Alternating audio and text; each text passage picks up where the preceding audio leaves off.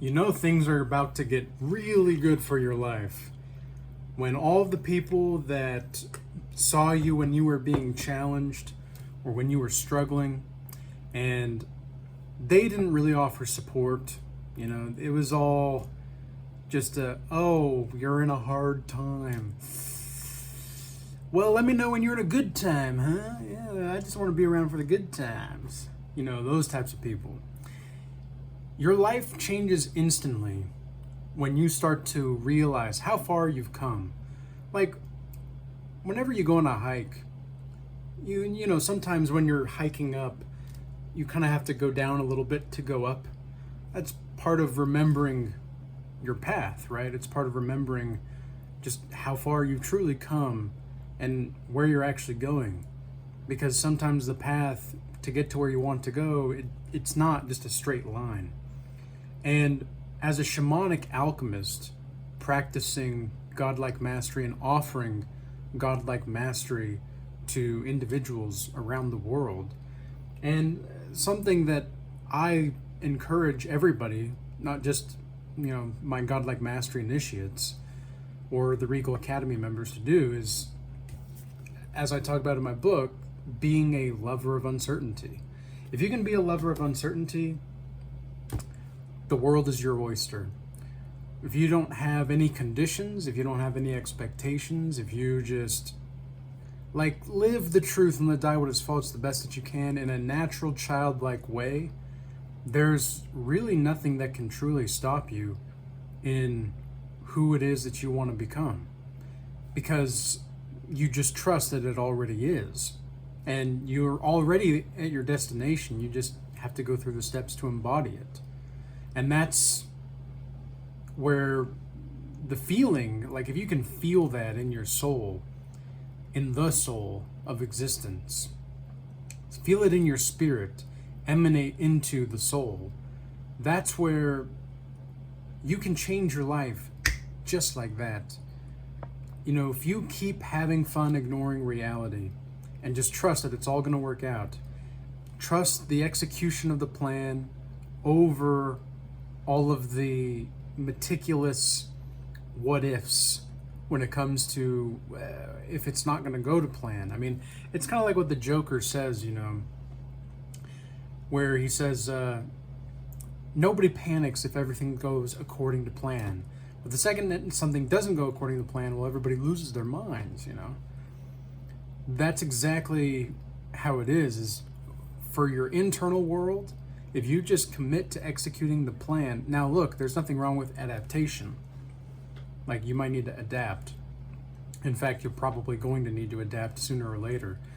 But it's a matter of, are you going to do this on your terms? Are you going to be the circumstance?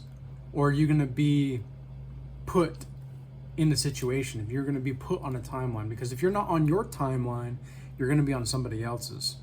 It's like what Terence McKenna said: if you don't have a plan, you're going to be put on somebody else's. Terence McKenna, bless his heart, had so many interesting things to say, and this is something that in psychedelics as well, I really learned when regarding the topic of life-changing like that. I mean, you can be on a psychedelic trip. For those of you that have done psychedelics, I'm not necessarily advocating for this. I'm just saying that this is a happening. You can be on a psychedelic trip and one single thought or the absence therein can change the whole perception of life that you have. It just is mind-blowing, because you're no longer seeing the world through the outside. You're on the inside looking out rather than on the outside looking in. And that's what's so powerful about godlike mastery. That's what's so powerful about being in systems that get you out of systems. It doesn't matter what it is. And the more that I study astrology, the more that I study numerology and all these things, I used to think, even divination, I used to think that these were when I was following Christ, and I still embody Jesus Christ's teachings, but I don't really follow anybody anymore, because there's nobody to follow. That's the truth. But anyway, I don't really follow Jesus. And when I was following Jesus, I had a very, I had a very strange trajectory. I was an atheist up until I was about 19. And then I knew I believed in a higher power, but I didn't know what that was. And then when I was 24, I had a confrontation with Jesus Christ, and I was a follower of Jesus Christ up until January of this year. And then I realized how the narrative impact is more important than the historical impact when it comes to following the teachings of Christ. So that changed in an instant as well. It was, life is just so great because you can kind of go through the routines and such. And routines, there's nothing wrong with routines, but what I've encouraged a lot of people recently is neuroplasticity maxing, so to speak, where you do things that you wouldn't normally do, and you do things in a way that you wouldn't normally do them. So you do things that you don't do, and in a way that you don't do them normally. And the reason for that is, well, you can create new opportunities for creative endeavors and experiences, and just open your ethereal body up more to the vessel of life, because you are the vessel of life, and yet also the vessel of life is in you. So life can change just like that all the time, and you have to trust this. I mean, you don't have to. I mean, you don't really have to, but the thing is like, sometimes when I grant people the freedom to think about things in a certain way, they tend to condition themselves back into their grooved timelines. There's a great book on psychedelics called Michael Pollan's, it's Michael Pollan's How to Change Your Mind. It's that black one right there. And in How to Change Your Mind, he talks about how psychedelics show you the ski slope that you've always been down, and the opportunity for new snow to cover that ski slope. Because if you've ever been skiing is, like when there's fresh powder, everybody loves fresh powder because you're free. You can go anywhere. You can do whatever you want. But let's say you haven't had fresh snow for a while, and lots of ice. You kind of have to follow the path that other people have gone. So what psychedelics do, he talks about a great metaphor for what psychedelics do is psychedelics allow the possibility for new snow to be laid down. Now, what that also is, in my estimation, you can do this without psychedelics, of course, but psychedelics just kind of, they take you there immediately. They take you to what I called the transcendental plane of consciousness, where you just were. But now I don't see that as like only something that you can get on psychedelics, because there's been many times over the past few months, especially since I stopped following Jesus Christ and started to just be the Christ, because it is better to be the name of God than it is to worship God.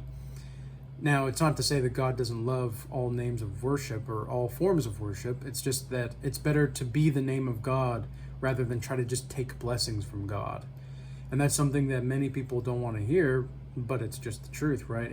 It's people are also quicker to take blessings. They want to receive blessings. Like, oh, I want to get lucky. I'm like, if it's not necessarily me, but if anybody makes videos about how, oh, you're about to be so lucky, or you're about to be so blessed right now, people flock to it because psychologically, yeah, that's a great feeling, and you of course want to be confirming that. There's nothing wrong with that necessarily. I'm not saying that at all. There's nothing wrong with it in the slightest. But what I'm saying is that well, why would you want blessings from outside of you if you can just be the blessing? That's what I'm saying in this spirit of the time is we don't have to confine ourselves so precariously to try to fit a narrative that people have already been down. The possibility for fresh snow is available to you when you simply be the name of God, when you be the name of the soul of existence, which is the nameless name. I mean, that's just what it is. And you don't have to necessarily identify with anything, but that's the whole point, is you don't have to identify with anything. That's freedom. And the freedom that you get is, it's not that, it's kind of like what Yoda says, right? You have to unlearn what you've learned. And the only way to do that is for fresh powder to start pouring down over those ski slopes so that you can go ski where you want to go skiing rather than just on the path that everybody else is. This goes back to being a lover of uncertainty. Being a lover of uncertainty is exactly like what it's about for the ski slopes. I mean, you don't really know where you're going when there's fresh powder, right? You don't really, but that's kind of the fun part. And that's what it's like to be a child. And I think this is exactly why Jesus Christ advocated for people to, you can't enter the kingdom of heaven inside yourself unless you're like a child. And there have been very interesting instances in which we find ourselves so grooved into these timeline loops.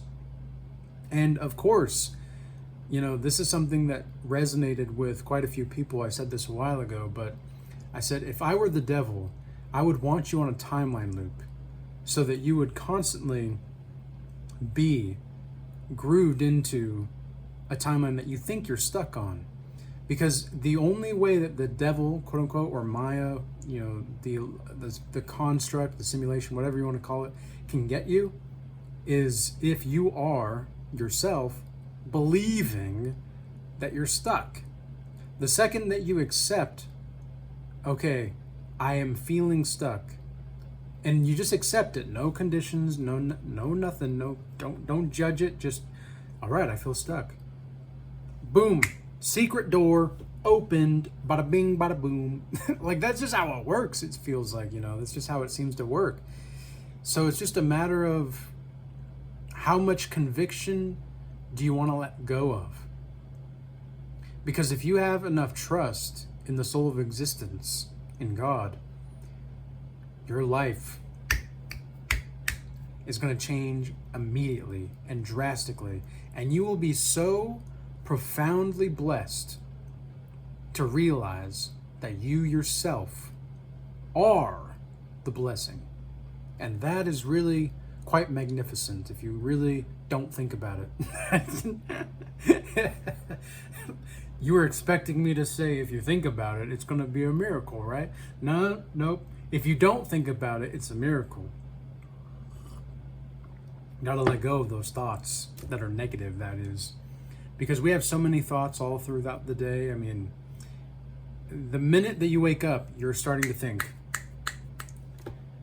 And if you don't notice this, then you're either already enlightened or you're so far deep that you're not even noticing yourself still. So this is why meditation is important. This is why mantras are important. It doesn't really matter how you communicate with the soul of existence. What matters is that you are wanting and devoted to communicating with the soul of existence in the way that you want. That's what it's about. So I trust that this message was reaching and is reaching those that have eyes to see and ears to hear. I trust that anyone that is interested in the Godlike Mastery offer that I have, where it's 1 month of the physical domain, 1 month of the emotional, 1 month of the spiritual integration. And that's a financial commitment as well as, just a commitment in of itself to yourself. So that's going to be something that you can apply for, or the one-on-one sessions, or you can join the Regal Academy. I've been tailoring the Regal Academy to resemble more of what an online academy or an academia would look like in ancient Greece. And so I'm developing new classes and doing new things to try to really spice those up for everybody. I want to have this be a fun but also a studious and academic and scholarly place where people can just be freely. No expectations, no conditions, just be, and don't be a dick. That's pretty much it. I don't know where that came from, but that's pretty much what I thought about. It's like, yeah, no conditions or expectations, but just treat people with love. That's it. Peace be with you. Be blessed. Until next time.